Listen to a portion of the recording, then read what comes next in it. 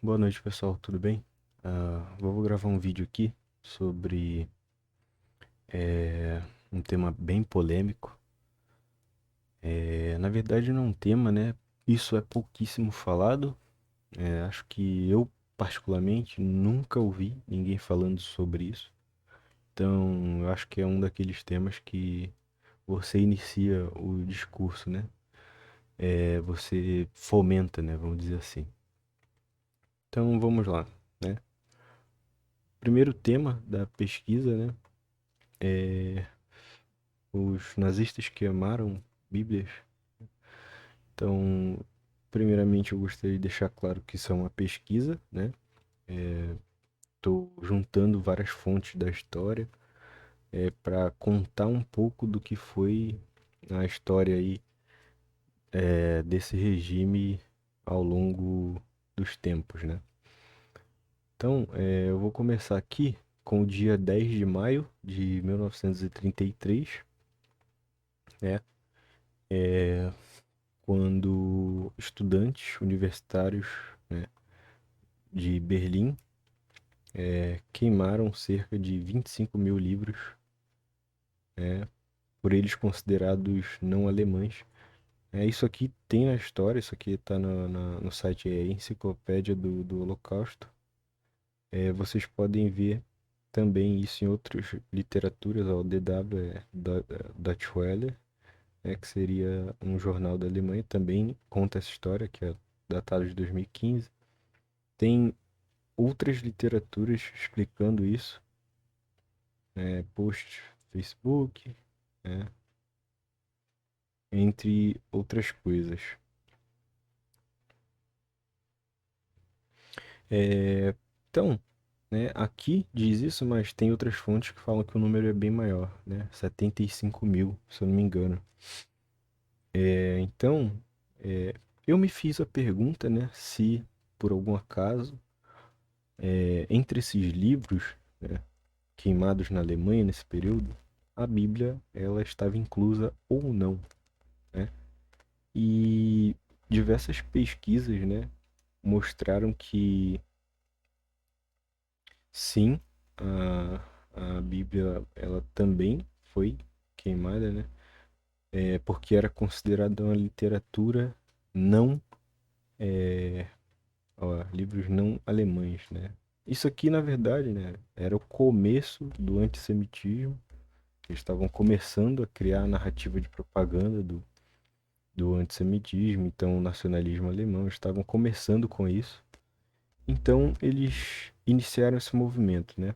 Em Berlim, 10 de maio de 1933. Por que que eu estou embasando com fatos, né? Fatos publicamente e historicamente conhecidos. Para que as pessoas não falem que eu estou inventando história, tá? Então, na história desse período, existiu um cara chamado Joseph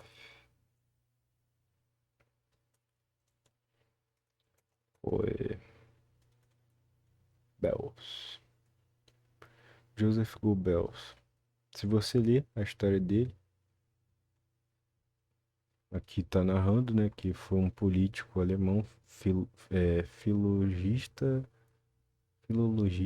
e ministro da propaganda na Alemanha nazista. Ou seja, na época que a Alemanha começou a apresentar as ideologias e levantar esse viés, esse cara aqui foi o ministro de Hitler da propaganda, ou seja, era a pessoa responsável por propagar, né, ideologias, discursos, né, obras literárias que reforçassem a soberania da Alemanha acima de todos os outros países, né? Então, conhecendo isso, né, e juntando os fatos, você vai ver que também houveram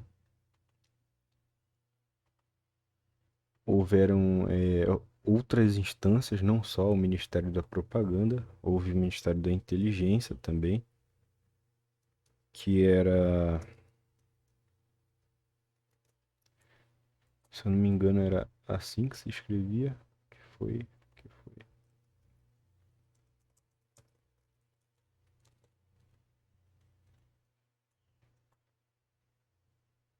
Web. Deixa eu ver.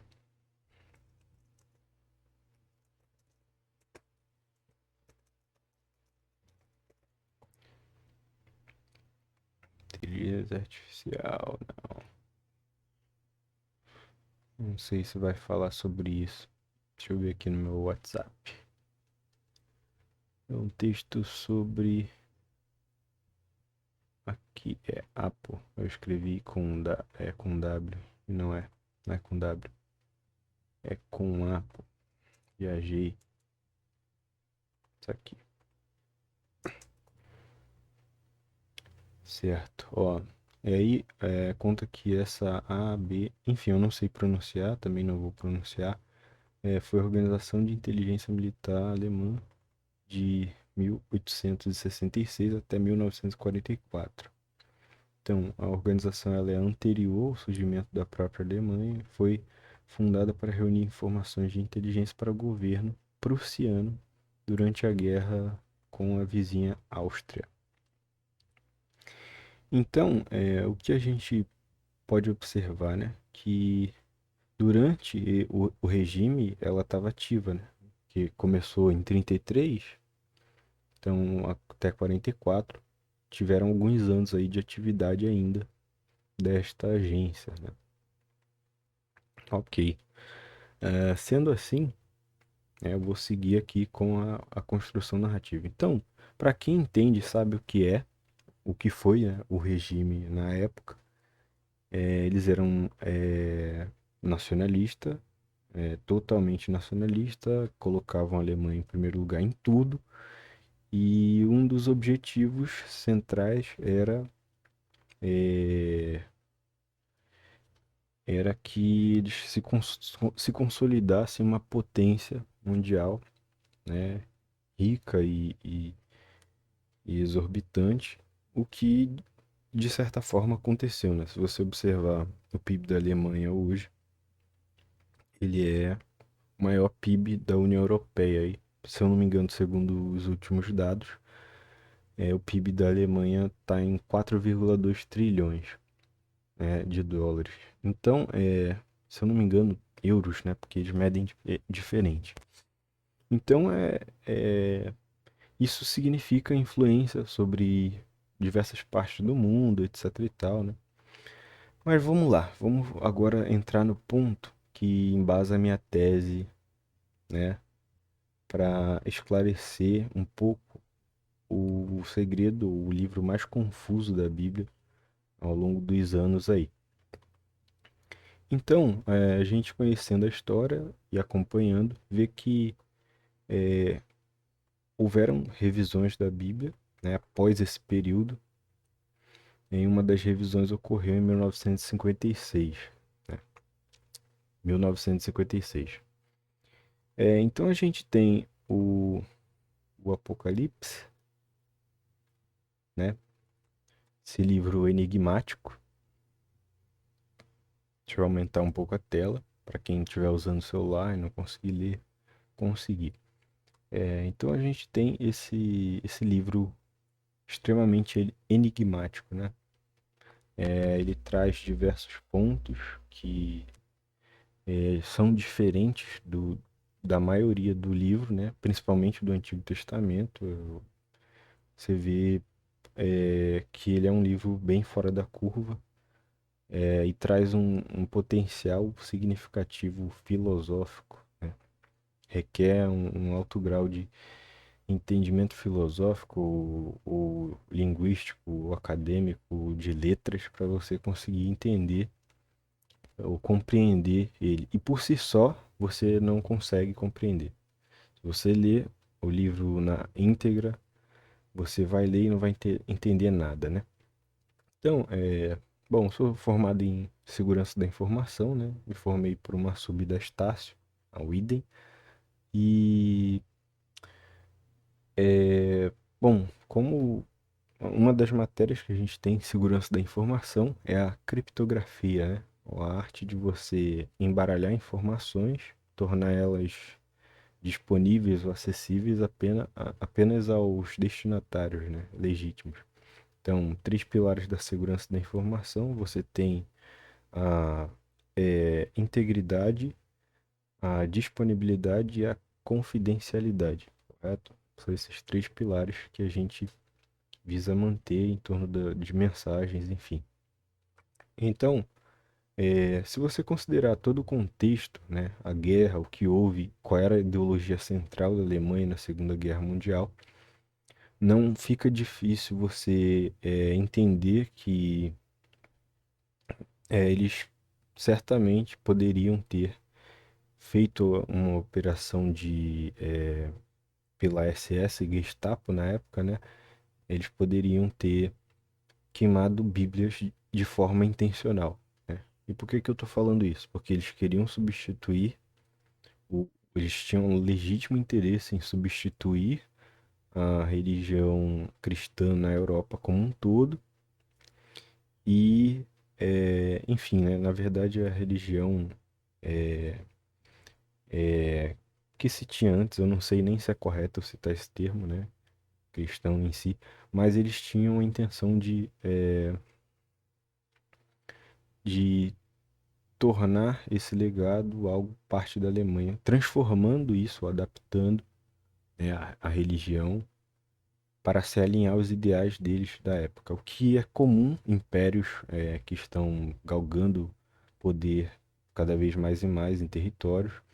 É natural eles tentarem incorporar tudo que é de maior conhecimento público para atender seus interesses e suas vontades. Então, é assim como o Império Romano é de conhecimento público também, fez isso, né? Ele acoplou diversas religiões no panteão e objetivava controle, objetivava manter a hegemonia do império.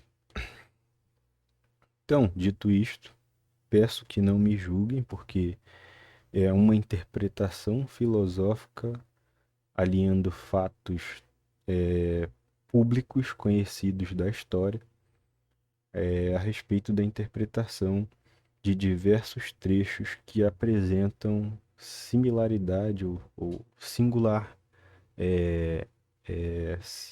coincidência com fatos que hoje vemos na atualidade. Então, eu vou dar um exemplo, né, do primeiro capítulo que me chamou a atenção. Eu já li esse livro, o Apocalipse, livro da Bíblia, eu já li ele várias e várias vezes mesmo, e eu sempre tive a curiosidade de tentar entender. E nada que eu projetava em mente batia, nada era, como é que eu vou dizer, fazia sentido, né? Então, eu, depois de um tempo, larguei isso, eu abandonei um pouco esse interesse e fui viver a vida, fui estudar, enfim. E rodando pelos conhecimentos do mundo em si, como um todo, pela história, né? Pela história recente, contextos geopolíticos, é, não é difícil imaginar o quanto um regime desse tipo que viveu nessa época tinha intenções de conquistar o mundo e governar o mundo sob suas próprias filosofias. Então, é natural que todo e qualquer elemento que existia na época, né, eles tentassem incorporar isso e fazer uso disso para fazer propaganda das suas ideologias, dos seus pensamentos, e assim dominar no campo ideológico lugares bem distantes, né? Então, com essa construção, eu introduzo aí a minha tese, né? Vou começar pelo Apocalipse 13:13, que foi o primeiro ponto que me chamou muita atenção, né? Principalmente aliando seus fatos recentes. Então, se você ler o livro, eu vou fazer um geral, fazer uma interpretação geral, porque fica muito melhor, né? Ao invés de eu pular pro 13, vou fazer primeiro do 1, depois eu pulo pro 13, tem outros trechos, mas vou deixar vocês acompanharem comigo o meu ponto de vista, tá? Meu ponto de vista. Meu ponto de vista é que durante a Segunda Guerra Mundial, o Hitler ele utilizou um novo nome, né? E eu vou destacar aqui porque eu não quero falar isso em voz alta, devido ao grande público, né, que existe no Brasil, que professa, né, a fé. Então, na minha visão, este nome significa um codinome, é um novo nome pro Hitler, né? Durante a Segunda Guerra Mundial, e óbvio, nesse contexto em que estávamos acompanhando no vídeo, esse nome aqui, né, é um acrônimo de Alemanha. Se você for observar o nome da Alemanha em alemão, você vai ver que se escreve assim, né? Se escreve assim, exatamente assim.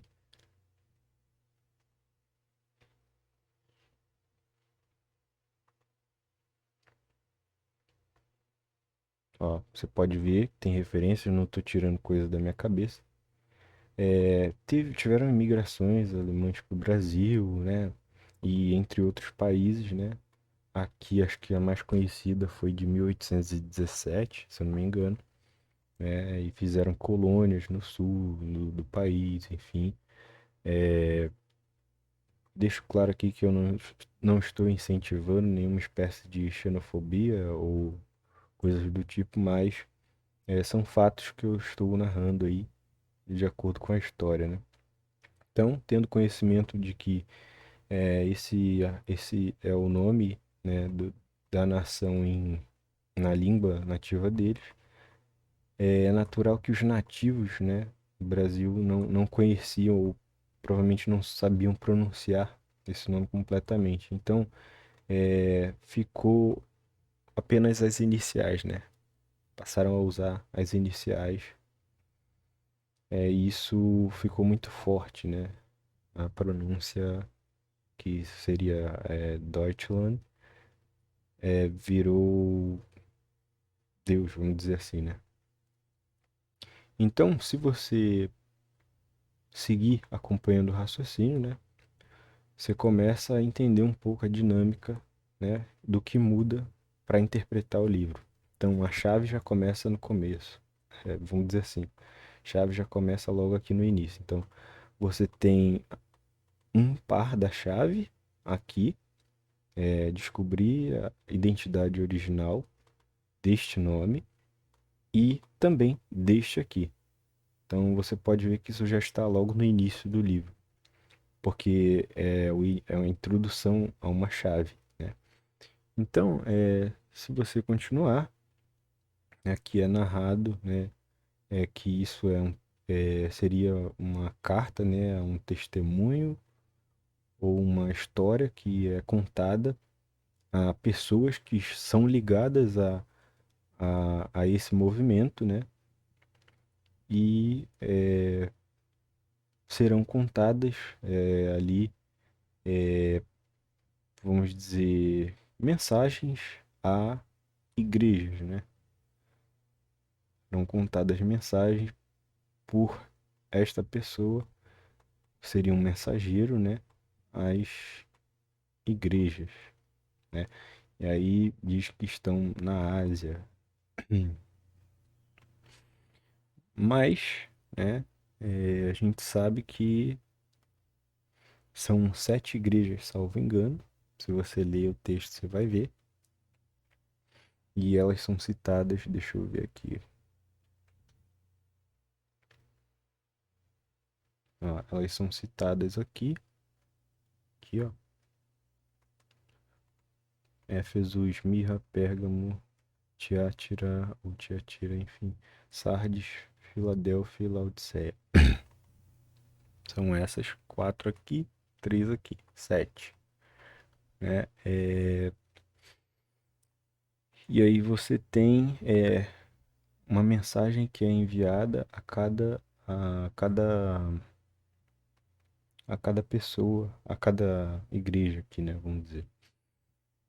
Então, veja bem a construção narrativa. Você tem um nome que é um par, né, de uma chave.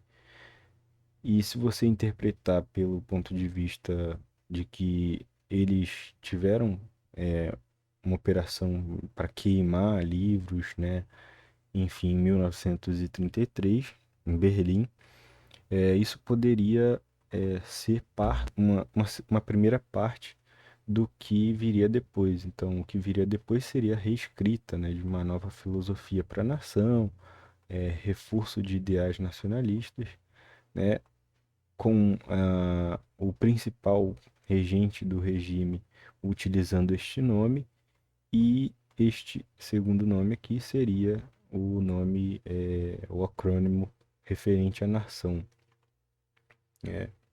Aqui pretendia, né, abarcar esse conhecimento, esse que empoderava este regime. Então, se você seguir adiante, vai ver que estas igrejas poderiam se tratar de locais pelo mundo ou colônias alemães pelo mundo, né, que receberiam mensagens críticas ou mensagens importantes naquela época, que decidiriam o rumo do mundo, né, decidiriam a níveis talvez de governo, não dá para saber em si.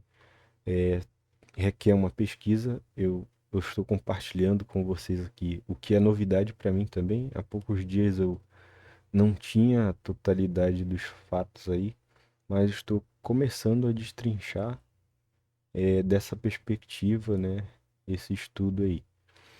Então, se você seguir mais à frente, vai ver que são citadas características aqui das igrejas, né? E quando chega na parte de Laodiceia, né, uma das coisas citadas, né, é uma referência sobre não ser quente e nem frio, né? Isso poderia, contextualizando, né, você está na Segunda Guerra, os aliados, no caso, Estados Unidos e a Rússia, está invadindo a, a Alemanha, e você tem uma pessoa que é um mensageiro passando uma mensagem cifrada por meio de um livro que circula livremente por qualquer parte do mundo, né? Eu estou falando da Bíblia, sim. Então, qualquer mínima informação, né, codificada que seja transmitida nesse contexto, né, ela vai ter que carregar um nível de criptografia que o adversário, no caso, não entenda, ele não compreenda, mesmo que esteja lendo, essa mensagem caia em mãos erradas, né? Mesmo assim, isso deveria ter uma segunda parte, talvez, para que só o destinatário compreenda a mensagem. Então, por isso o livro ele é escrito de forma totalmente enigmática, né? Cheio de simbologia, filosofia e, e metáforas, né? Justamente para tentar bypassar o entendimento dos aliados na Segunda Guerra Mundial. Então seria os Estados Unidos e a Rússia versus a Alemanha aí nesse caso, né? E é interessante, né, que se você for seguindo mais à frente, eu não vou ler o livro todo, não vou, mas você vê algumas características, né, explícitas de reforço da supremacia. Por exemplo, aqui, ó, você vê várias vezes isso no livro, ao longo do livro, né? Então, isso é uma espécie de símbolo, um sinal que reforça esses ideais, né? Por exemplo, Cavaleiro Branco, que é dos quatro cavaleiros do Apocalipse, o branco sai vencedor. Enfim, todo esse relato de cores de cabelo e, enfim, explica e cita bastante o reforço desses ideais, né? E até aí ok, né? Aqui também pode ser algum sinal, né? O mensageiro ali que ia passar a mensagem numa situação de quem está sendo perseguido, vamos dizer assim, poderia utilizar alguma química para alterar a, talvez a cor dos olhos ou alguma lente, né? E bypassar defesas inimigas para transmitir essa mensagem, entregar ou receber a mensagem. Enfim, é um contexto extremamente complexo, né? Porque não estamos falando de qualquer coisa, né? São mensagens cifradas da Segunda Guerra Mundial, né? Então, eu estou em 26 minutos, eu vou tentar fazer esse vídeo ser o mais curto possível, né? Embora eu sei que o tópico em si ele é importante, então não tem como ficar tão curto. Vamos lá. Então, eu vou pular aqui para o trecho em que fala sobre. Deixa eu ver se é o 10.7. 10.7.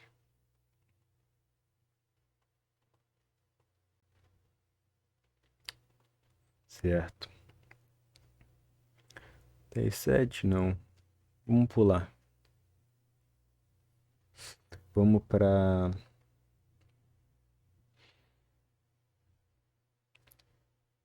a parte das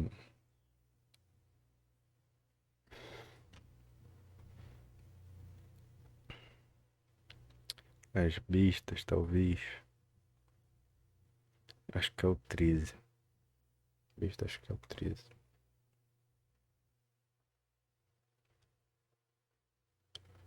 É.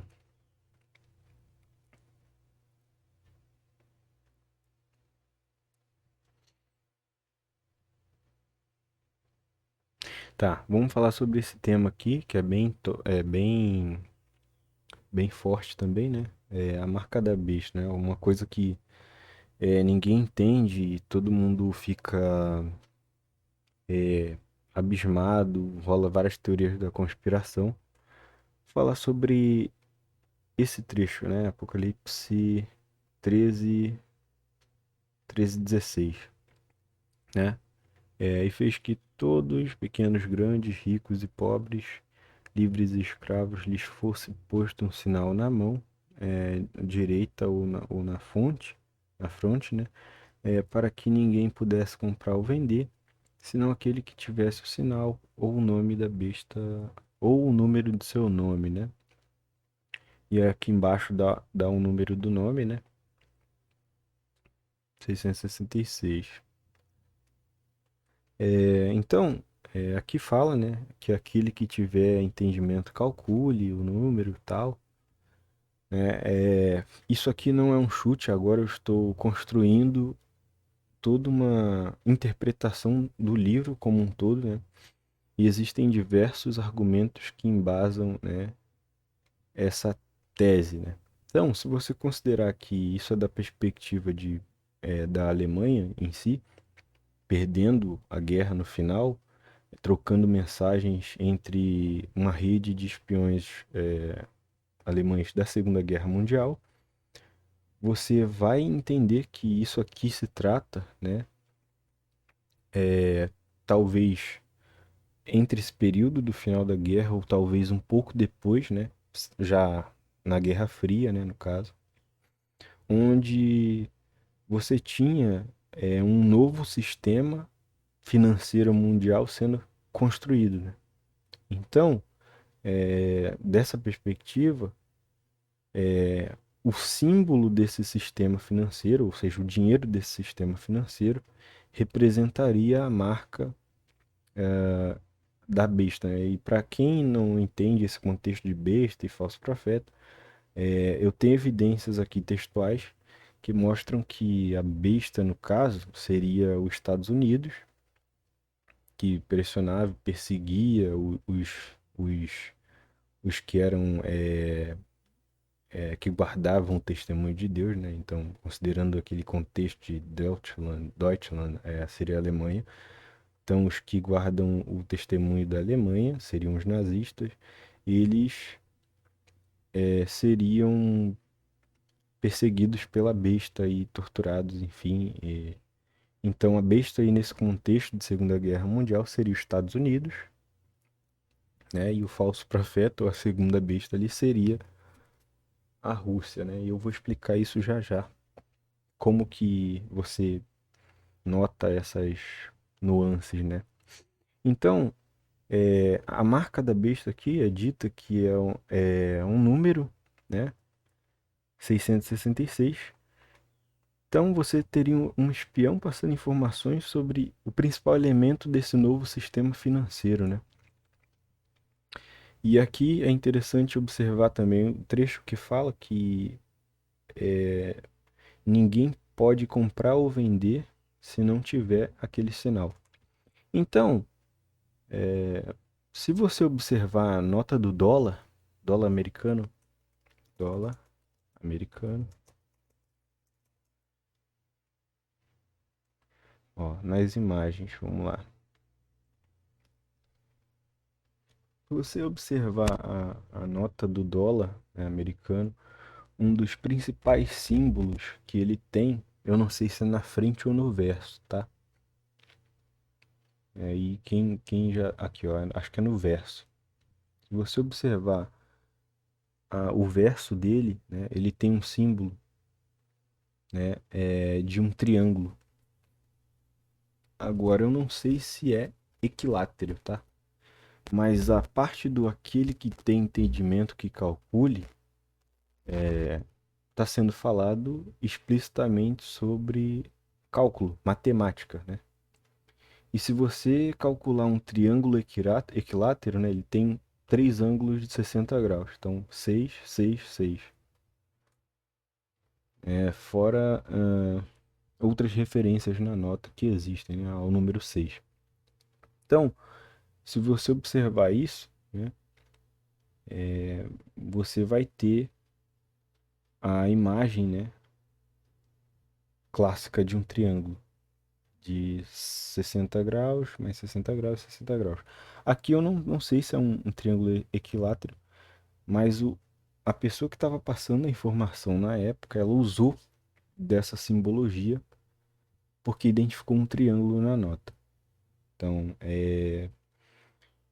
Então, o maior símbolo de controle desse novo sistema financeiro da besta, no caso, que seria uma linguagem cifrada para descrever os Estados Unidos, ou o novo sistema financeiro e econômico mundial, eles citam o dólar porque é a ferramenta que vai fazer esse sistema funcionar, né?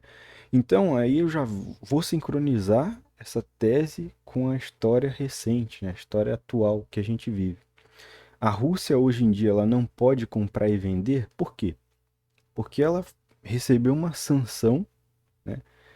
Uma ordem de proibição explícita para que ela não utilize mais o SWIFT, que é o Sistema Bancário Internacional, baseado em dólar. O dólar, o mesmo dólar que tem o triângulo, né? Ou seja, três ângulos de 60 graus. Então, o que a pessoa está explicando aqui, dessa perspectiva, né? É de se pressupor que você tem um espião da Alemanha dentro dos Estados Unidos, certo? Passando informações sobre o sistema financeiro que os caras estavam construindo na época, no pós-Segunda Guerra Mundial, certo? Então, beleza. Se a gente subir um pouquinho mais aqui,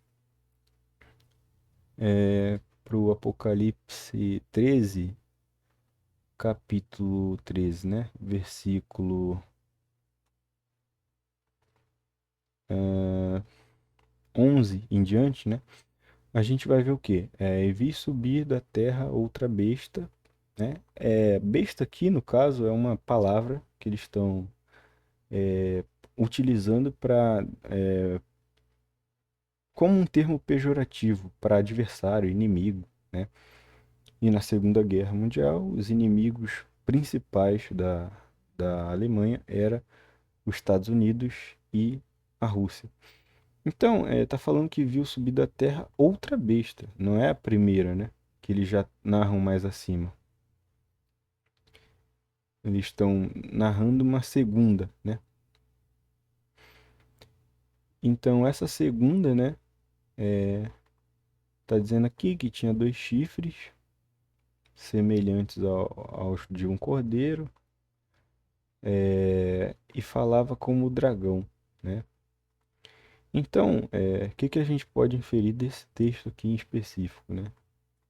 É que tem essa segunda besta e tinha dois chifres igual ao de um cordeiro, né? O cordeiro, vou dizer que tem dois chifres para cima, né? Então, aqui pode se tratar de informações geo, de geolocalização, informações estratégicas ali para, enfim, de dentro do país que é abordado. E aí vai, também exercia toda a autoridade da primeira besta na sua presença e fazia que a terra e os que nela habitavam adorassem a primeira besta, cuja ferida mortal foi curada. E daí vai, né? Então você vai vendo nas entrelinhas, né, que eles estão misturando um pouco aqui os assuntos, estão tentando embaralhar as informações, mas tem informações críticas sendo passadas, né? Aí no 13, quando você chega no 13, você vê que fala que operava grandes sinais, de maneira que fazia até fogo descer do céu à terra à vista dos homens. Beleza. Eu já tinha passado por esse trecho aqui diversas vezes, né? Mas uma vez que me chamou a atenção de um jeito diferente, né? Eu fiz uma correlação instantânea quando eu vi isso acontecendo. Foi quando eu vi essa notícia recente da Rússia, né? Que ela tinha disparado um míssil ICBM, do tipo ICBM, que é míssil balístico intercontinental. E esse míssil, ele tem umas ogivas que subdividem-se no céu e depois eles descem para o alvo, né? Se você assistir o vídeo no YouTube que tem, né, desse míssil, o Oreshnik, eles chamam, os russos chamam de Oreshnik, você vai ver que o Oreshnik faz exatamente o que está descrito nessa frase. E operava grandes sinais de maneira que fazia até descer fogo do céu à terra à vista dos homens. Então, desse ponto de vista aqui, você pode interpretar que são informações bélicas, né? Do ponto de vista de exército, preparo, guerra. Então, são informações e estratégias de guerra sendo passadas sobre um dos adversários lá na época, no caso a União Soviética, né? A Rússia. Então, e nenhum outro país tem essa tecnologia, né? De míssil balístico igual a Rússia, hoje em dia. Ainda é assim. Eles que têm essa tecnologia. Então, aqui no caso, o espião, o mensageiro, ele está falando sobre o míssil balístico da Rússia, que tem essa característica, né, de subir, viajar quilômetros e depois reentrar aí. E, e a perspectiva de quem vê o ataque lá na província de Dnipro, na Ucrânia, o efeito visual é exatamente isso, fogo caindo do céu. Então é algo bem específico aqui que evidencia também que estamos certos aí nessa interpretação. E aí você tem outros pontos, né, que você vai vendo, vai interpretando, e seguem essa perspectiva, né?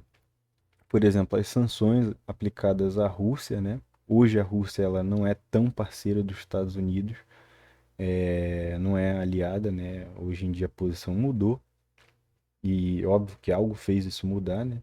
Porque eles eram aliados na Segunda Guerra Mundial e hoje em dia estão brigando um contra o outro aí por causa da Ucrânia, né? Então, se você vê, diz que todos pequenos, ricos, pequenos, grandes, ricos, pobres, livres e escravos, tiveram esse sinal aí e não podiam comprar nem vender. Então, se você fala de pequenos e grandes, ricos e pobres, você está falando de pessoas que governam também.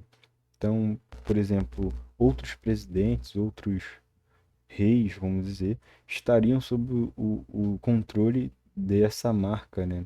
Então, as sanções aí aos russos se aplicam perfeitamente nesse contexto. Vocês podem ver que eles não conseguem comprar nada utilizando o dólar, né? Isso tem um impacto financeiro sobre a nação gigantesco, né? Mas agora vamos à parte central aí, que vai sanar todas as dúvidas quanto a essa interpretação, se ela é coerente ou não. Vamos para Apocalipse 17, né? Aqui está falando sobre a destruição de uma grande cidade, né? Utilizam o mnemônico aí da Babilônia, né? É um nome referência para que a pessoa que lê pegue essa referência de prédio caindo, vamos dizer assim, né? De uma grande torre que queria ser maior que todas as outras na Terra. E aí essa torre ela é derrubada, né? Com grande fúria, vamos dizer assim. Então, essa foi a referência utilizada por eles no livro. E se você avançar um pouco mais, né, vai ver que tá falando sobre chifres, sobre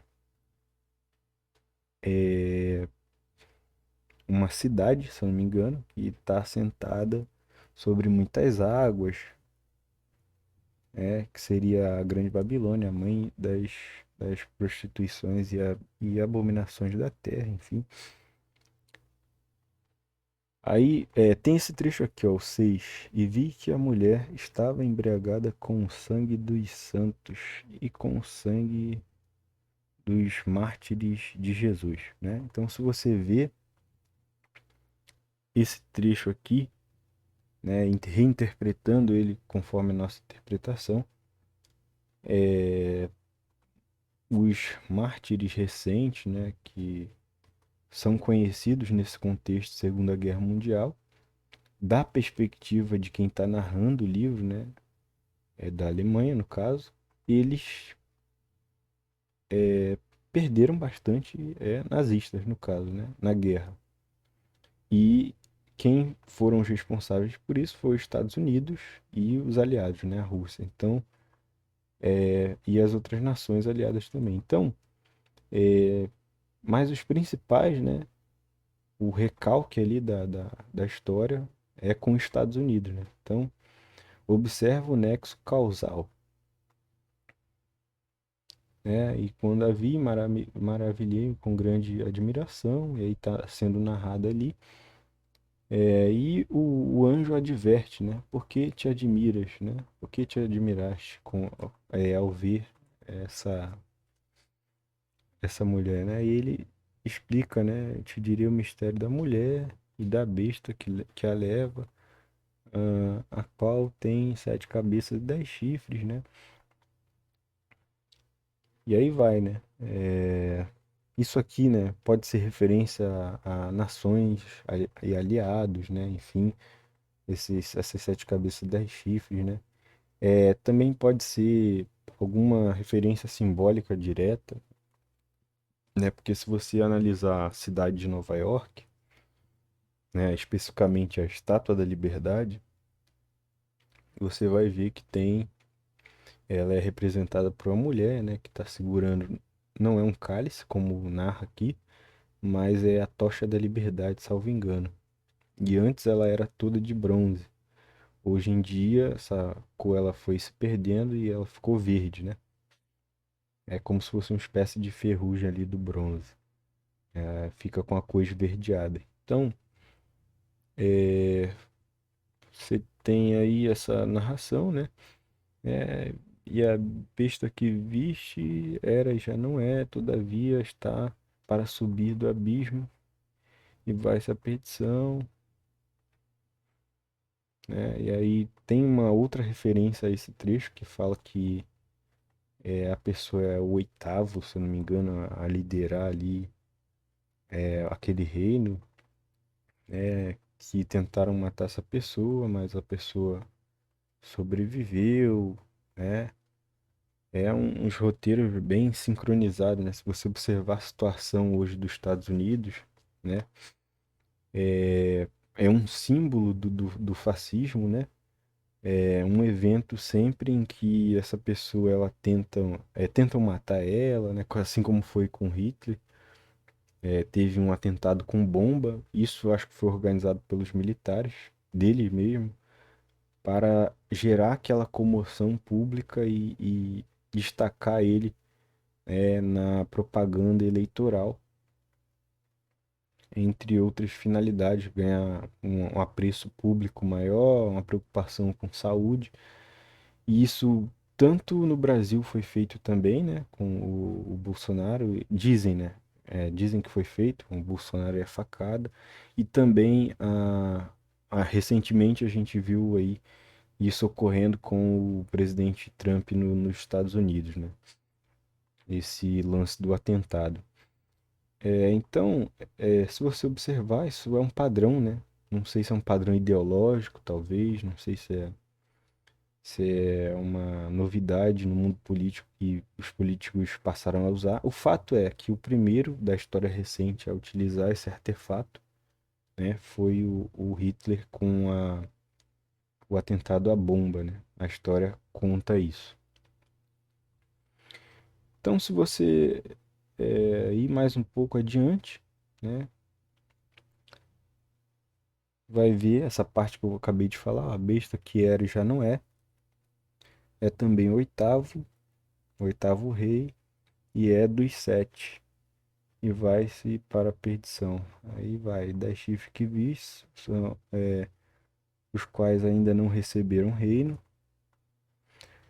Enfim, isso aqui pode ser diversas coisas. Pode ser um bloco econômico, pode ser algum tipo de novo movimento surgindo.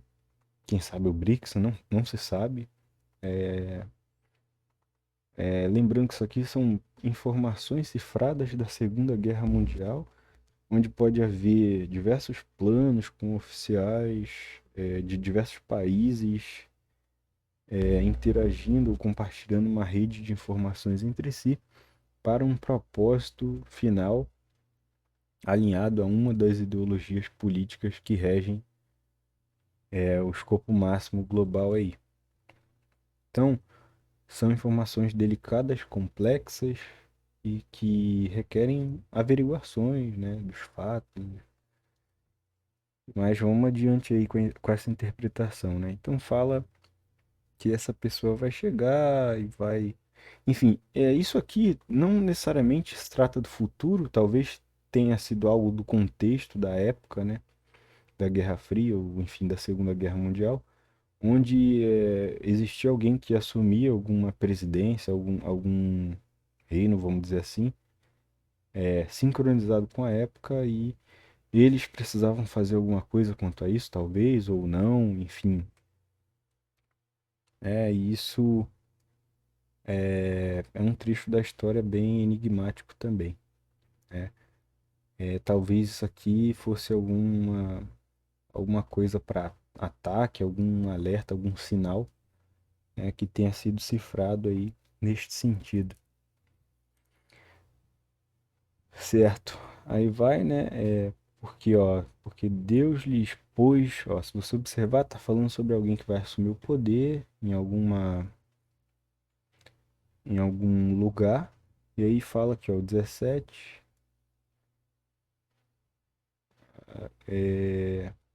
porque Deus lhe deu, dispôs no coração que executassem, ó, esse intento dele, ó, essa intenção dele. Ó, chegaram a um acordo e entregaram à besta o seu reino até que se cumpram as palavras de Deus. Então, são mensagens extremamente enigmáticas e que envolvem um escopo de política de alto nível, é bem sofisticado. Envolve aqui um plano, pelo visto, que a pessoa, a nação ajudaria uma outra, ou passaria poder para outra por um bom tempo, mas essa situação mudaria depois. E aí no 18, né, algo bem enfático, o último versículo, o último verso, diz, e a mulher que viste é a grande cidade que reina sobre os reis da terra, né? Característica de potência mundial. Então, mais uma vez, se você sincronizar o contexto todo do qual estamos falando, vai ver que isso aqui pode se tratar dos Estados Unidos, tá? Considerando que é o principal inimigo da Alemanha no contexto da Segunda Guerra e da Guerra Fria. Então, aí continua, né, no 18, depois dessas coisas vi descer do céu outro anjo que tinha grande autoridade, e a terra foi iluminada com a sua glória. E ele chamou com voz forte, dizendo: caiu a Babilônia. Logo em seguida, né? A gente vê aquele enredo, aquele contexto. Logo em seguida, a gente vê uma queda dessa grande cidade, apelidada aí de Babilônia. E aí fala que se tornou morada enfim, demônios e espíritos imundos, essas coisas, né? Enfim, algumas espécies de insulto ali, né? Você vê. Aí fala, né, que todas as nações têm aproveitado, né, bebido da sua ira, das suas prostituições, enfim, eh, das suas mercadorias, né, e se enriqueceram das suas delícias, vamos dizer assim. E aí vai, ó, sai dela, povo meu, sai aqui um alerta, né? Então, se você interpretar isso, o que está sendo dito, né? Primeiro fala sobre um rei, né? No capítulo anterior, no final, sobre um rei que estaria para assumir o poder e foi permitido que essa pessoa recebesse poder e colaborasse por um tempo e depois isso seria cessado, né? E aí depois dessa reviravolta você tem um ataque terrorista que está sendo narrado aqui, uma cidade caindo, né? Então, perdendo mercadorias, etc. Então, se você considerar a história do WTC, né, o World Trade Center, você tem diversas empresas num conglomerado de dois prédios, de duas torres gigantescas. E aí tá explicando aí no 4, né, um alerta, né, para sair dessa cidade, para que não seja participante dos pecados, ou seja, para não responder judicialmente, né, pelo que foi feito lá. E para que não incorra nas suas pragas, enfim, porque seus pecados se acumularam até o céu e Deus, né, como você pode ver, né, Deus que está julgando ali essa cidade. Se você considerar a perspectiva do acrônimo, Deutschland seria a Alemanha ali fazendo isso contra os Estados Unidos, dessa perspectiva textual aqui. Então, e ali explica, cara, diversas coisas, uma linguagem cifrada extremamente impactante, que a fumaça do incêndio seria vista por toda a cidade e que os pilotos, cita pilotos aqui, cita navegantes, os navios se colocarão de longe para ver a fumaça do incêndio. Se você ler aqui o todo, vai ver que é algo extremamente esquisito né? E rolam umas cifras aqui, né? Citando mercadorias que eram, comercializadas ali naquele local. E aí vai. Tem uns deboches aqui, né? No 18. Ó, 17. E todo piloto e todo que navegava para qualquer porto, estão citando porto, e a cidade de Nova York é uma cidade portuária, né? E todos os marinheiros e todos que trabalham no mar se puseram de longe, ó, e contemplando a fumaça do incêndio dela, chamavam: que cidade é semelhante a essa cidade? Então, eles estão falando explicitamente aqui de um ataque a uma cidade, um ataque que chamou tanta atenção que marinheiros, pilotos, todo mundo se pôs de longe para ver, né? Se você lembra do ataque do 11 de setembro de 2001, como a mídia exibia isso era exatamente como está sendo narrado aqui. Então, aí ele explica mais algumas coisas, né? Porque explica que não se ouvirá mais arpistas, músicos, é uma linguagem simbólica, remota, para falar que não haveria alegria mais naquele local, ou seja, algo bem intencional mesmo. Né? E como característica, se você observar o contexto, né, o discurso antissemita ele tem o objetivo de culpar os, os o povo oriental lá que é mais, como é que eu vou dizer, que é desalinhado às perspectivas dele. O povo que eles dizem que vinha, de onde vinha todos os males, enfim, o discurso antissemita, né? E aí eles pegaram e colocaram esse povo, né, como o principal autor do ataque. Então eles pegam árabes, Al-Qaeda, enfim, são pessoas que são do Oriente, né? Eu não me recordo de ter visto em nenhum momento, né, seja publicamente, seja em tribunal, essas pessoas fazendo sua defesa publicamente e falando sobre isso numa linguagem traduzida que as pessoas pudessem entender, ou seja, uma abolição completa e imediata do direito de defesa, né? É como se algo muito grande acontece, de repente explode na mídia a informação de que você é o culpado e você não tem nenhum direito à defesa, não pode nem falar publicamente na mídia. Isso é algo, sinceramente, muito estranho de se observar. Então, a gente tem esses trechos, tem tudo isso aí evidenciado, né?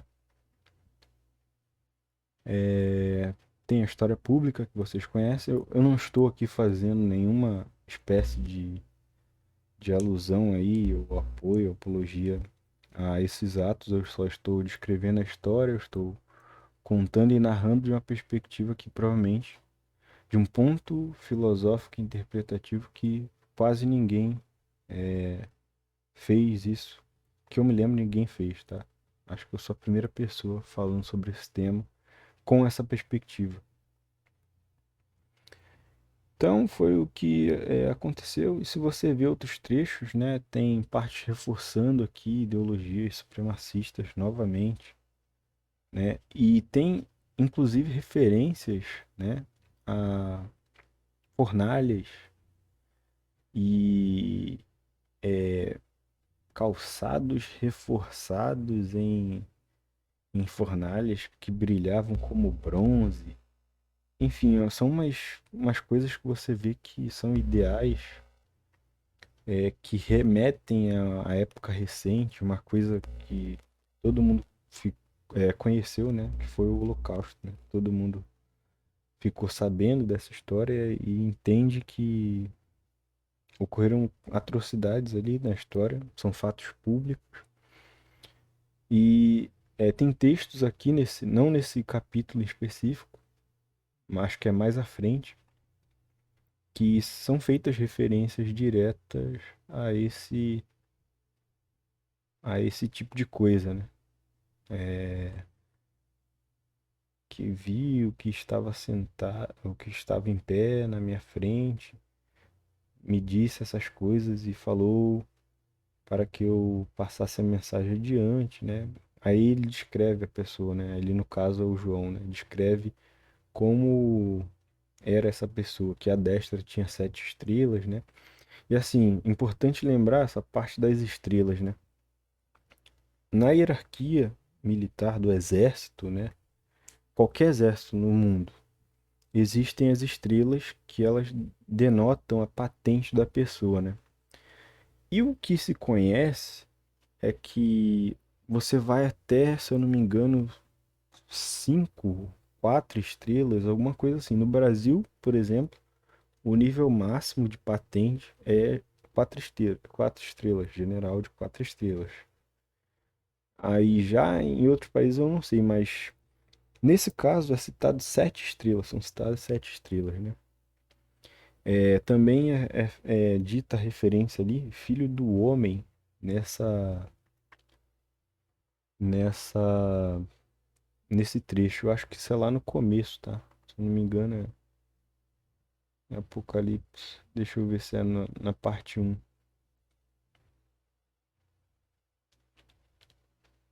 No capítulo um.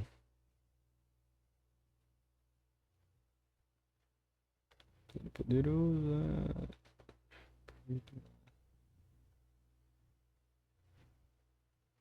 Reforço dos ideais. Ó, aqui, ó. Semelhantes a latão reluzente que foi refinado numa fornalha. Sua voz como de muitas águas. Mas nessa parte aqui, ó. Semelhante que os seus pés eram semelhantes. Ó, reforço de ideais supremacistas aqui. A cabeça e cabelos eram brancos como uma lã branca, e daí vai. E aqui você tem seus pés semelhantes ao latão reluzente que fora refinado numa fornalha, né? Então aqui é uma referência cruzada, talvez, né, de alguém que esteve em campos, de concentração, né? E, enfim, isso são referências explícitas, né? Tão codificadas, mas tem trechos que são explícitos. Então, muitas coisas que você lê tem como você entender dessa perspectiva. Eu diria que só com esses trechos que eu mostrei você já consegue interpretar o livro todo com essa perspectiva. Eu que não tive ainda tempo e a paciência para fazê-lo, mas eu recomendo que as pessoas que seguem, que acreditam, façam esse exercício, né, e tentem interpretar aí, utilizando do conhecimento, todos os trechos que forem possíveis, beleza? Então, é importante eu contar também a história de um criptógrafo, né, que explica como surgiu boa parte do começo disso tudo, né? O Alan Turing.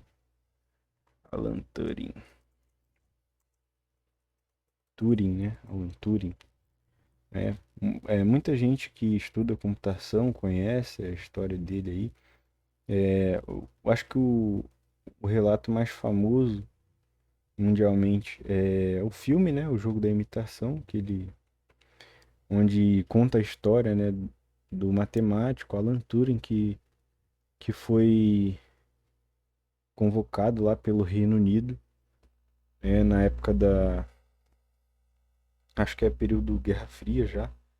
Ele é convocado para construir uma máquina que quebrasse o código nazista, da Segunda Guerra Mundial, né?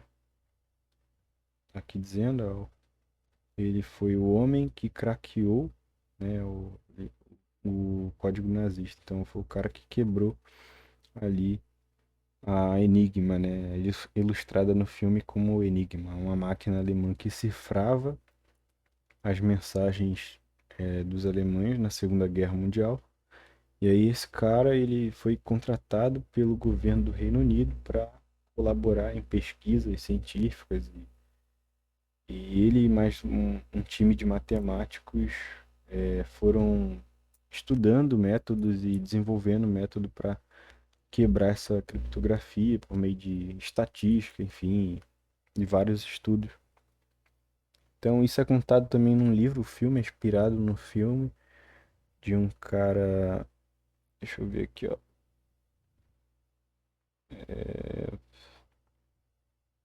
Segunda Guerra, Enigma. Tem, pô, eu tava com Andrew Hodges, esse cara aqui, que escreveu o livro e inspiraram o filme no livro, entendeu? Então, a versão do livro adaptado para cinema, tal, Enigma. O cara nasceu em 1949, hoje tem 75 anos. Nascido em Londres, Reino Unido.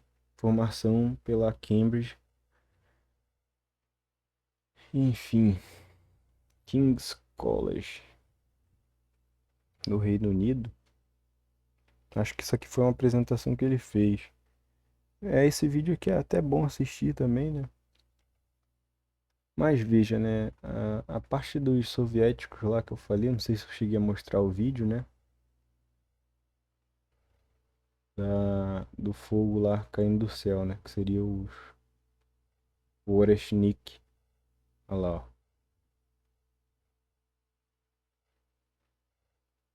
Então, se você ler Apocalipse 13:13, né, vendo um vídeo desse aqui, do míssil do tipo ICBM russo, né, o Oreshnik, você vê que é algo exatamente o que está descrito lá naquele capítulo. Então, a gente pode inferir que tinha um espião, talvez dentro do projeto soviético de desenvolvimento desse míssil, espionando a favor da Alemanha para que eles saíssem na frente aí da Guerra Fria. São informações bem, bem complexas de se interpretar aí da Segunda Guerra Mundial. Então é isso, pessoal. Eu espero que vocês tenham acompanhado esse estudo, né? Se eu puder, mais para frente eu vou embasar uma tese, né? Se eu puder algum dia tiver a oportunidade de fazer um doutorado, alguma coisa, certamente eu vou utilizar essa tese para embasar o doutorado, porque o impacto mundial disso, né, é gigantesco. Deixa eu ver em quanto tempo estamos. 1h08, né, de vídeo. Então, por exemplo, o impacto disso é gigantesco, né? Dessas revelações, né?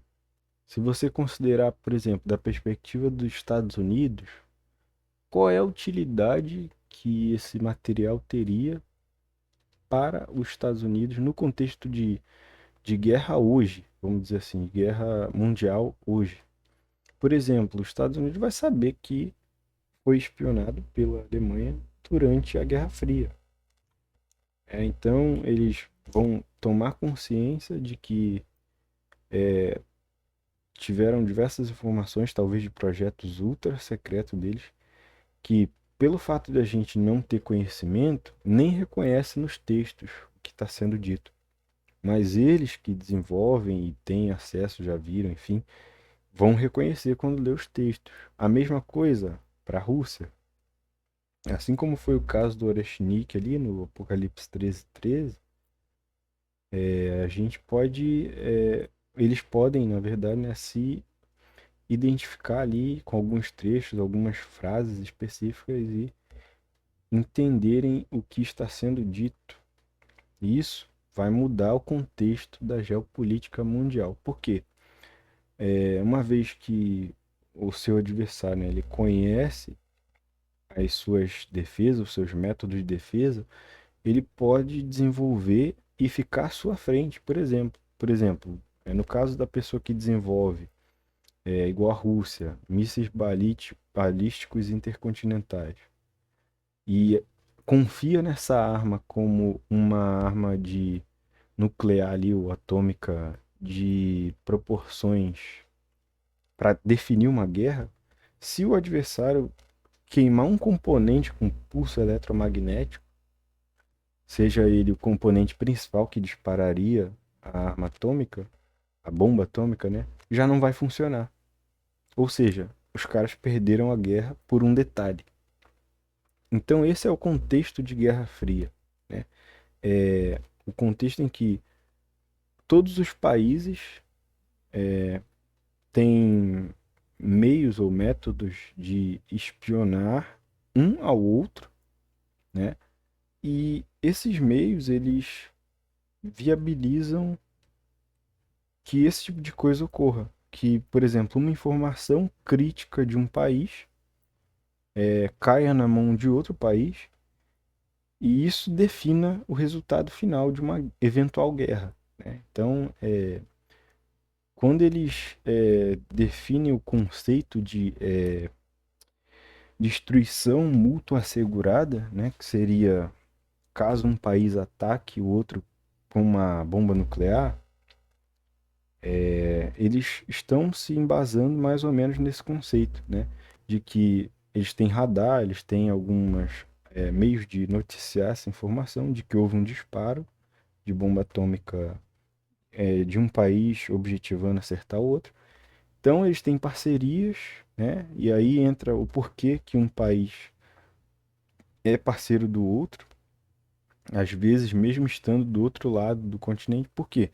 Às vezes aquele país, por exemplo, Brasil e China, se o Brasil, por exemplo, não tem arma nuclear, né? Mas ele tem recursos como indústria e agronegócio bem forte, que pode colaborar com isso na China, né? A China, por exemplo, poderia fortalecer o Brasil no ponto de vista nuclear, por exemplo.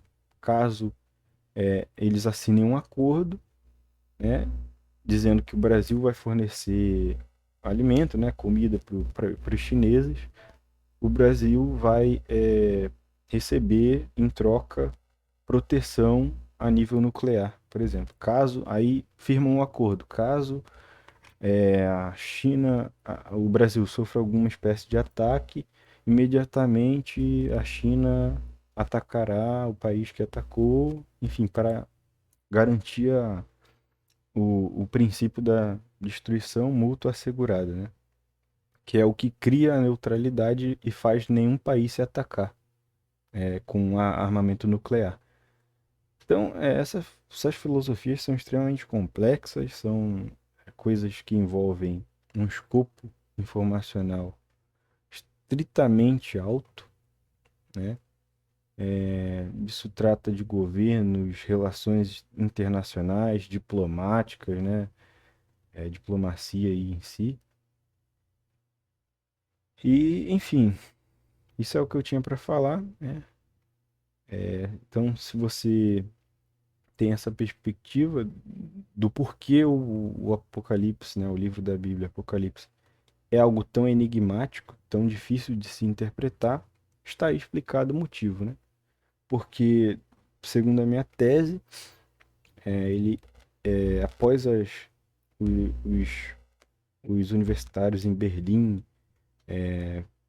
extremamente nacionalistas da Alemanha, queimarem os livros, incluindo a Bíblia, em 1933, eles criaram um movimento para reescrever, alinhando a filosofia completamente aos interesses dos nazistas na Segunda Guerra Mundial e criaram um plano para expandir esse evangelho e difundir ele entre as nações que com as quais a Alemanha tinha interesses legítimos na época,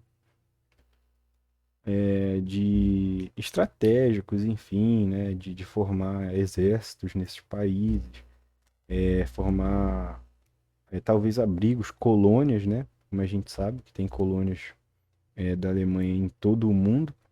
Então eles fizeram o quê? se posicionaram lá estrategicamente em diversos países. E tem um trecho ali, uma das igrejas, né, que eles citam, é, é usada uma expressão muito curiosa, né? Eles falam sinagoga de Satanás. Isso aqui é uma das provas mais é, congruentes, que eu diria, de que existiam realmente espiões alemães até dentro dos Estados Unidos, né? Então ele fala, onde habita Satanás, deixa eu ver. Éfeso, Esmirna, Pérgamo. Deixa eu ver qual é a igreja aqui que eles falam sobre isso. Que estou pelos séculos dos séculos, não. Tinha destra 7 estrelas. Aqui a parte que eu citei do 16. Ele tinha a sua destra 7 estrelas e da sua boca saía uma aguda espada de 2 gumes. Olha isso aqui que interessante. Se você interpretar esse texto, né? Ele tinha a sua destra 7 estrelas, então uma posição extremamente elevada na hierarquia militar da Alemanha. E da sua boca saiu uma aguda espada de 2 gumes.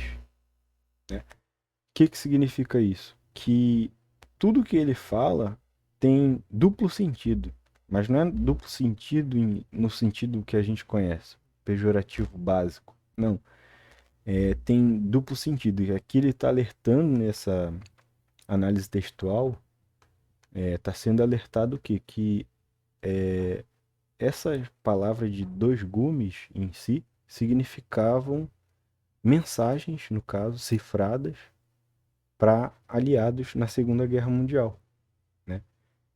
Então isso é um tema extremamente complexo e que, enfim, ainda tem muitos trechos aí para serem decifrados.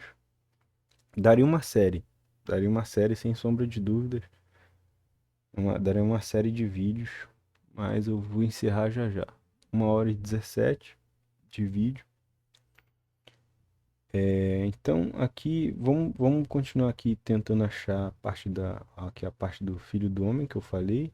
Ó, no meio dos candeiros, um semelhante ao filho do homem, vestido de roupa, tá lá, cingido à altura do peito e um cinto de ouro. E aí descreve outras coisas, né? Mas se você ver parte das 7 igrejas,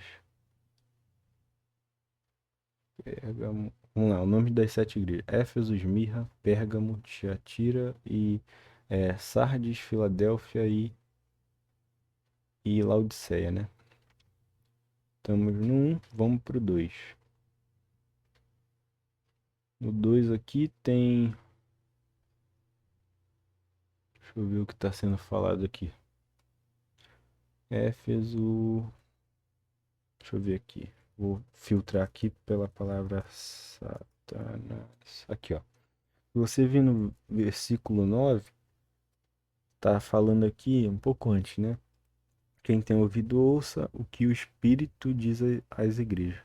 Outra coisa interessante de se notar, né, na filosofia cristã tradicional, geralmente espíritos não são muito falados, né, não são muito registrados na literatura da Bíblia anterior, né, como um todo. Pelo menos não no sentido que vem no Novo Testamento, né? E aí vai. O que vencer, dar-lhe-ei a comer da árvore da vida que está no paraíso de Deus, enfim. E aí segue, ó, ao anjo da igreja de Esmirna, perdão, Esmirna, escreve, isto diz o primeiro e o último, né, que foi morto e reviveu. Aí vai, ó, conheço a tua tribulação e a tua pobreza, mas tu és rico. E a blasfêmia dos que dizem ser judeus e não são, porém são sinagogas de Satanás. E aqui, né, é um trecho embaraçoso e muito difícil de explicar. Por quê, né? Se você está considerando a interpretação do ponto de vista dos alemães na Segunda Guerra Mundial, né, aqueles se afirmarem judeus pode ser uma espécie de encapsular a mensagem para que ela passe do ponto de vista dos judeus em si, circulando informações, ou pode ser o contrário, né? Pode ser que realmente isso signifique algo um pouco mais profundo que a gente não entenda ainda, né? Se você observar, né, após o fim da Segunda Guerra, eles fundam o Estado de Israel, né? E Israel é um país que vive em meio a guerras, né? No caso, a Palestina vive tentando atacar eles, porque, enfim, é um estado que foi fundado dentro de um território que não era deles, né? Tecnicamente é isso. É como se fosse uma invasão lá do Oriente Médio, né? No meio do território dos árabes por parte dos europeus, que chama bastante atenção, é estranho. Se considerar em 1500, né? Assim como os portugueses vieram e atracaram no Brasil, né, para conquistar as terras e passar a viver ali. Da mesma forma, pelo que eu entendi, é o que está acontecendo lá, né? Mesmo que tenha um contexto, tudo um enredo diferente, né, para ganhar apoio popular, o que eu enxergo em viés de regra é que eles estavam lá, viviam, de repente chega um monte de europeu, se afirmando judeu, pelo que eu entendo, e tentam se apossar das terras, né, nativas. É o que eu enxergo. E se você ler bem, talvez essa seja a estratégia, né, em si. Eles se afirmarem, personificarem esse povo, alegando, afirmando ter direito legítimo à região, né? E isso ocasiona toda a guerra que a gente vê, né, no Oriente Médio. Enfim, para você ver onde está tocando o assunto já, né? De tão sério e enigmático, complexo que mexe com toda a geopolítica mundial esse assunto. Então, não são, porém são sinagogas de Satanás, daí vai, né? Ele tá explicando. Mas tem essa parte aqui do anjo da igreja de Pérgamo, né? E aqui o que é dito, né?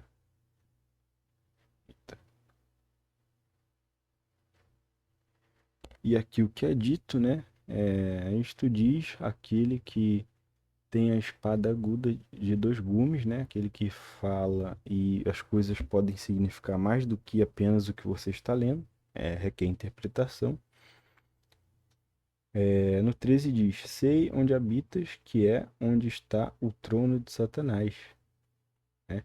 Ou seja, eles estão falando ali sobre, é, no caso, uma igreja, ou seja, é uma parte do que é eles, o que a Alemanha lá representava na época, né? O partido, as ideologias, filosofias. Esse grupo estava dentro do adversário, dentro do território do adversário, né? Se você continuar lendo, vai ver, ó. Mas retens o meu nome e não negaste a minha fé.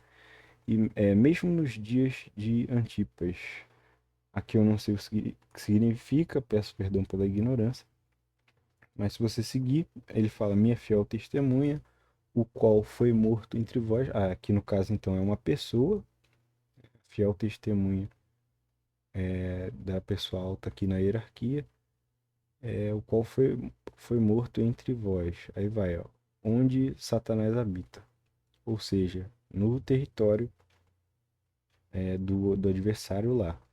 Entretanto, algumas coisas tenho contra ti, porque tens aí os que seguem a doutrina de Balaão, aí requer interpretação, requer entender o que significa a cultura, e os costumes aqui deste povo, ou desta pessoa, talvez seja uma referência direta a trechos antigos da própria escritura, que são sincronizados para informar um povo que tem características semelhantes ou alguma coisa pontual de geolocalização ou algum fato notório da época que se alinha com algum povo desse contexto, nesse contexto aí da Segunda Guerra Mundial.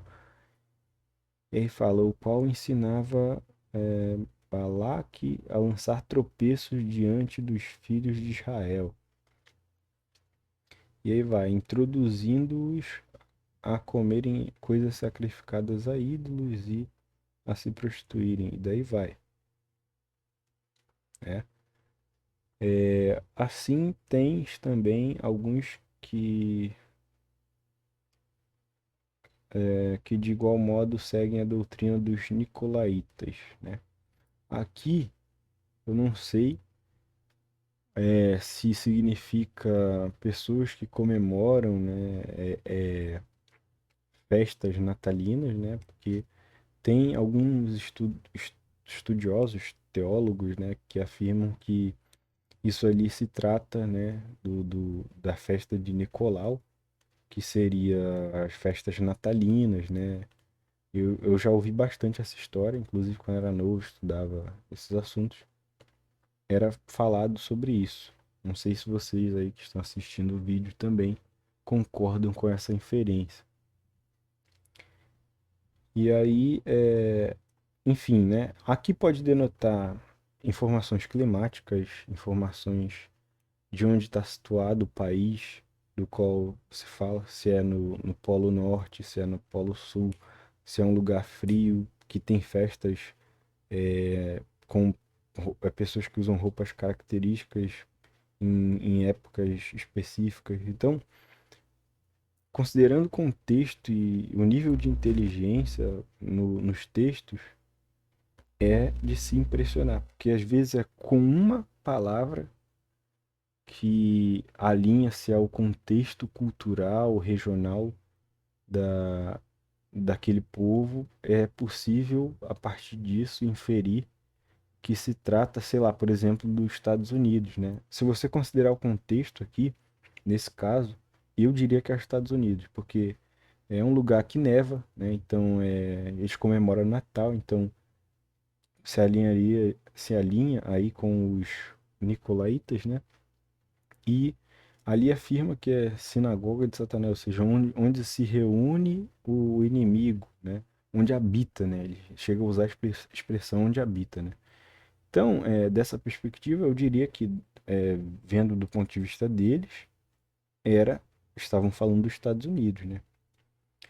E aí fala, arrepende-te, pois, ou não se, ou se não, virei a ti em breve, e contra eles batalharei com espada da minha boca. Ou seja, ele está falando aqui que haverá uma batalha para livrar essa pessoa se ela se manter firme ao testemunho, né, da Alemanha, ali no caso, né? E eles explicam que não vai ser uma batalha convencional, né? Ali é o que é com a espada da minha boca, ou seja, é com as palavras. Haverá uma batalha de palavras. E não sei se vocês entendem esse contexto, mas no meio de advogados, né? E essas coisas é natural que a defesa, existe a defesa e a acusação, né? E talvez isso seja uma representação de que essa pessoa vai ser defendida por um advogado indicado por essa pessoa, né, que está sendo falado ali, em um contexto específico, e isso a libertaria, né? Eu vou dar um exemplo, né? Se você ver, não que seja isso ou se trate disso, mas se você observar a esse nível que está sendo falado, o governo do Lula aí, por exemplo, né? O Lula ele estava enfrentando um processo judicial a nível presidencial, né? Era um grande jogo onde ele estava preso por acusações, né, de envolvimento com a Lava Jato, etc e tal. E, como vocês podem ver, houve um advogado pontual muito instruído que foi lá, reverteu isso no STF, né, acompanhando o processo, seguindo, argumentando. Quem acompanhou isso viu. o cara não só conseguiu tirar ele da cadeia, como também conseguiu anular no STF os processos que tornavam ele inelegível, né? E lançou um livro, né, de nome Lawfare, que seria você utilizar a lei como arma de guerra política. A teoria, a tese do lawfare, né, que é do Cristiano Zanin, que foi advogado do Lula, ele descreve isso, essa metodologia, essa técnica inovadora dos políticos do lado da direita, que utilizavam a lei como arma de guerra. Então, lawfare seria o termo que descreve isso. Você usar a lei como uma arma de guerra política. Então, isso aqui está nesse contexto. Não estou falando que se trata do caso do Lula em si, mas do ponto de vista interpretativo, se a pessoa ela estava em uma prisão, ela era algum governante importante de um país na época em que os fatos ocorreram, alguém poderia usar aí uma espécie de lawfare no tipo de, no sentido de defesa para livrar essa pessoa e trazer de volta, trazê-la de volta ao poder de alguma forma, né? Então, ali num contexto de guerra política, perseguição política, essa pessoa estaria novamente no palco, entendido? E aí vai, quem tem ouvidos que ouça, o que diz o Espírito às igrejas, ao que vencer, darei o maná escondido e darei uma pedra branca, observa, e na pedra um novo nome escrito, o qual ninguém conhece senão aquele que o recebe. Ou seja, isso aqui é uma informação num contexto de uma pessoa que realmente está enfrentando um processo judicial, um processo de restrição. E aqui fala que o mensageiro vai entregar uma pedra branca e essa pedra ela vai ter um codinome, um nome que só quem recebe conhece. Então, eu vou dar um exemplo em que se aplica isso, né? Pode ser dos dois lados, pode ser do lado de quem estava sofrendo perseguição durante o período do Holocausto, sim, pode ser, mas também pode ser o oposto, né? Contextualizando tudo aqui que está sendo lido, eu diria que é mais para o lado do oposto, né? Aqui é dito que essa pessoa receberia um codinome, né? E isso pode ser por meio de um jornal, receber uma pedrinha ali de alguém que foi subornado, vamos dizer assim, alguma espécie de guarda nesse contexto, foi subornado e entregou essa pedra branca com um codinome qualquer, um codinome específico para essa pessoa. E aí, por exemplo, no outro dia a pessoa recebe um jornal, vamos dar um exemplo. E esse jornal conta uma história, né? E cita esse nome que essa pessoa recebeu. Ou seja, essa pessoa, mesmo presa, vai estar recebendo uma mensagem, né? No caso, uma mensagem jornalística ali, no contexto do jornal que está lendo. E essa mensagem significa o quê? Pode significar qualquer coisa, né? No contexto de que a pessoa estiver vivendo, pode significar, sei lá, amanhã às X horas, diga essa frase porque você estará livre. Ou, sei lá, diga tal coisa em um contexto e você, por exemplo, essa mesma pessoa que subornou o guarda para entregar a pedra, pode subornar também para, ó, se você ouvir X frase, você sabe que é essa pessoa que você tem que libertar. E pronto, você dá tanto em dinheiro e essa pessoa fica setada nesse esquema esperando instruções. Então, é um jogo complexo de se entender. Mas aí segue o texto do Apocalipse 18, né? Falando sobre outra igreja, né, de Tiatira, ou Tiátira, não sei como se lê, peço perdão. Isso diz o Filho de Deus, que tem os olhos como chama de fogo e os pés semelhante a latão reluzente. Então aqui, novamente, a gente vê mais uma referência, né, a Tão Reluzente. A gente viu que no começo explica que a pessoa tinha visto e era o filho do homem. Aqui a gente vê como filho de Deus já nesse trecho, né? E cita essa mesma característica que a gente viu lá no começo, né? Os pés semelhante ao latão reluzente, ou seja, está fazendo a mesma referência, a referência à mesma pessoa, né? Então, isso aqui pode ser um código que eles usavam na Segunda Guerra Mundial, no contexto de enquanto estavam em cativeiro, vamos dizer, para reconhecer uma pessoa que duas pessoas viram do mesmo jeito e conheciam esse código. Olha, essa pessoa vai ser descrita assim, você vai ganhar esse codinome, vamos dizer assim, essas características, essas atribuições. Então, tá aí mais uma parte explicada, né? Mas o que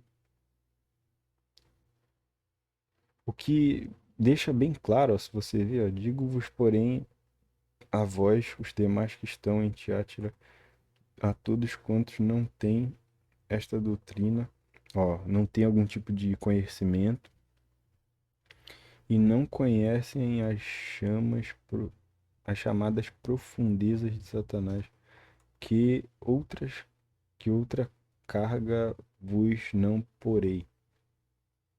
Enfim, aqui está explicando, né, que essas pessoas que não conhecem, né, o talvez o local onde a outra colônia, né, vamos dizer, alemã ali, estava presa. Cara, isso aqui eu diria, tá? Vou fazer um resumo aqui de tudo que eu já li, já interpretei. Eu diria que isso aqui é uma obra de arte da inteligência e contra-inteligência alemã durante a Segunda Guerra Mundial. Fechou? Acho que eu vou botar isso tema do vídeo, inclusive. O livro do Apocalipse, ele é uma obra de arte da inteligência e contra-inteligência durante a Segunda Guerra Mundial. Isso é o que aparenta ser. Beleza? Então chegamos a 1h37. Eu não queria alongar muito, mas precisava dessas explicações aí para trazer algo que, na verdade, deveria ser uma série, né? Pela quantidade de informações. A gente vê também que são coisas complexas que requer um tempo para entender e tal. Mas se vocês irem averiguando, se vocês leram, né, tem essa compreensão aí, estudaram esse livro, o Apocalipse, e essa história que é contada desse regime de 1933 a 1945, além da Guerra Fria. Se vocês já viram os filmes que eu citei, os livros, vão entender que faz todo sentido o que foi explicado aqui, beleza? Então, por fim, se você chegou até o final desse vídeo, é, tem uma informação também interessante, né? Deixa eu ver se eu me lembro aqui agora. Tinha falado sobre as agências, a forma que eles trocam as informações. Ah, tá, lembrei. Existem ferramentas nesse livro, né? Agora saindo da perspectiva só da interpretação, né? De tudo que é material de contra-inteligência que eu citei, vamos imaginar o seguinte, né? O quanto isso poderia ser uma ferramenta para empoderar grupos que controlam a religião em um país ou outro, né? Se você parar para ver, é algo que é de uma magnitude sem proporções, né? Você, por exemplo, recentemente no Brasil, a gente teve os atos do 8 de janeiro, né? 8 de janeiro. 8 de janeiro, né? Ó, aí, se você ler isso na história do Brasil já, né? Os ataques de 8 de janeiro de 2023, ou atos golpistas de 8 de janeiro de 2023, também chamados de intentona bolsonarista ou simplesmente do 8 de janeiro, enfim. Foram uma série de vandalismo, invasões em Brasília, né? O pessoal foi lá, invadiu, quebrou tudo, né? Pelo que eu fiquei sabendo, até defecaram na mesa de um dos ministros do STF. Enfim, é realmente uma tentativa de golpe, não dá para dizer que não. Então você tem. Desculpa, eu me desconcentrei aqui. É porque é realmente uma situação inusitada. Não tem como você não achar cômico isso, né? Uma pessoa entrou na mesa de um dos ministros do STF, entrou na sala e defecou na mesa do ministro. Isso é muito inusitado, chega a ser ridículo, mas vamos prosseguir. Então, você tem isso com a Bíblia, né, como um artefato de grupos religiosos no mundo inteiro, né, que poderiam utilizar isso como um artifício. Então, onde isso poderia causar muitos problemas, né? Coisas como o 8 de janeiro, por exemplo, de 2023, né? Quando você entende que o Apocalipse ele é um livro que viabiliza, por exemplo, o discurso de ódio, né? Ali quando você vê o que é narrado ali como Deus enfurecido, julgando, proferindo ações e tal, isso pode incitar ou levantar no público que lê, dependendo do momento e dos versos e da interpretação do locutor, isso pode conduzir uma gama gigantesca de pessoas a sentir uma insatisfação, revolta ou talvez uma ânsia por justiça, por correlacionar diversas informações que ocorrem no dia a dia dessa pessoa, às vezes não são resolvidas, bem resolvidas. Então, isso vai trazer essa insatisfação, vai plantar semente ali daquela insatisfação, do ódio, enfim, da revolta. E muitas pessoas letradas, né? Se você observar uma característica, por exemplo, o Silas Malafaia, né? Silas Malafaia é uma pessoa que, da minha perspectiva, né, é formada, é uma pessoa extremamente inteligente. O Edir Macedo, a mesma característica, é uma pessoa formada, extremamente inteligente. R.R. Soares, a mesma característica, você vê. Acho que, não sei se o Valdemiro Santiago também segue essa perspectiva, mas se você olhar o grupo como um todo de líderes religiosos no país, eles, todos eles, ou a sua maioria, são pessoas formadas, são pessoas que têm uma especialização, exercem uma profissão, geralmente ligada à psicologia ou interpretação de livros, devem ter seus consultórios, né? Mas o foco dessa arguição aí, eu diria, essa argumentação, é no seguinte sentido, né? Essas pessoas geralmente pastoreiam ou são guias, né, religiosos de pessoas que têm um perfil geralmente extremamente oposto. São pessoas que carecem de estudos, pessoas que carecem de educação, muitas vezes, né? Eu não estou dizendo que isso é pejorativo no sentido de se sentir superior, não. Mas é importante a pessoa se qualificar, estudar, prosseguir com seus estudos, justamente para não cair em arapucas como essa. Por quê? Por exemplo, os líderes religiosos em 2023, né, no final de 2022 para 2023, alguns deles, não todos, que apoiavam o governo anterior, por exemplo, eles proporcionaram esse momento aí do 8 de janeiro, né?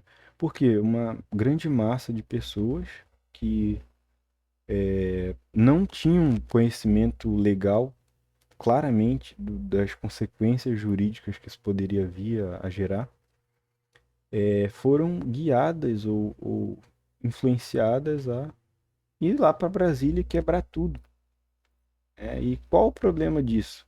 Os dirigentes desses movimentos não foram pegos, não foram responsabilizados e foram emitidos diversos mandados de prisão para pessoas da classe C, pessoas que eram trabalhadoras durante seu dia a dia, mas nesse infeliz período foram, não sei se foi final de semana, folga, férias, mas pelo visto teve financiamento, porque as pessoas foram de ônibus, tudo, muita gente reunida, e foram lá, quebraram tudo, zonearam tudo, agiram como vândalos, né? E isso foi com certeza orquestrado por pessoas com maior hierarquia, né? E até hoje estão tentando achar quem foi que liderou esses movimentos lá. E então, enfim, estão tentando chegar. Mas o que se tira disso, né? A importância da gente entender filosofias que vão regir a nossa vida, né? Nesse grau, nesse nível, é de extrema relevância, de extrema importância, porque senão, lá na frente, as pessoas podem se prejudicar muito por não conhecer a história, o contexto das coisas. Então, isso pode conduzir uma gama de pessoas a coisas como o 8 de janeiro de 2023, né? Então, essa é a minha perspectiva, né? É importante você estudar, conhecer, interpretar texto. Quando eu digo interpretar, é refletir.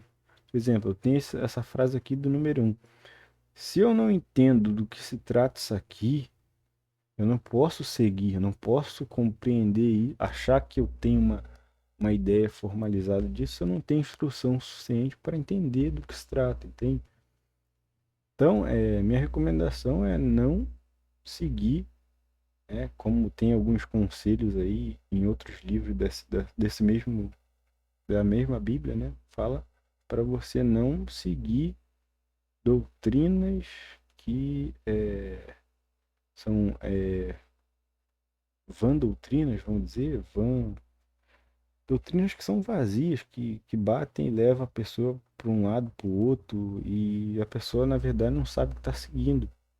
Isso é dito em alguns trechos da Bíblia. A própria Bíblia fala isso. Para você não.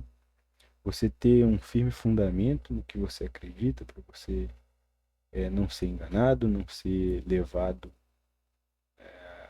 a participar de coisas que vão prejudicar você, que vão.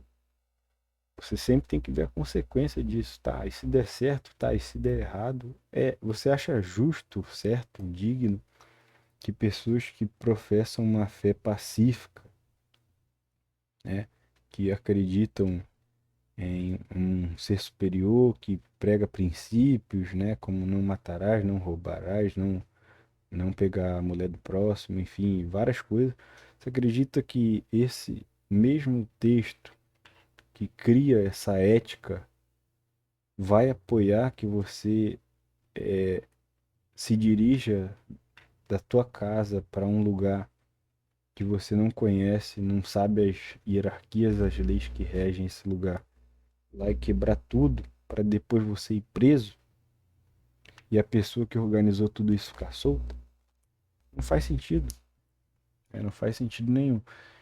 Então, você tem que ler, tem que interpretar as coisas, tem que, né, ficar atento a essas arapucas, porque são coisas que vão impactar aí na sua vida, na minha, né? Então, para quem tem dúvidas, vou encerrar o vídeo, tá? Nossa, quase 2 horas. Eu não sou ateu, eu acredito em uma instância, um ser superior que criou todas as coisas, o universo, mas eu não tenho costume de seguir essas filosofias, porque os textos, como a gente viu aí nesse estudo, eles são suscetíveis à manipulação de impérios durante a história que podem sim influenciar e vão influenciar em obras literárias de qualquer instância da sociedade, incluindo a instância religiosa, para fins de reforçar seus ideais e suas próprias convicções a respeito do que eles acreditam ser o melhor para o império deles, né? Então, fica a minha dica aí para vocês. Tenham liberdade mental, tenham ética social, tentem buscar igualdade, seguir princípios que não sejam absurdos e tentem nortear a vida aí de vocês, mas entendendo que existem diversos artefatos como esse no dia a dia que podem interferir seriamente em nossas vidas. Falou, pessoal. Muito obrigado aí pela atenção. Obrigado por acompanhar o vídeo até aqui. Espero que todos tenham compreendido o conceito disseminado aí a partir dessa apresentação. E é isso. Fui.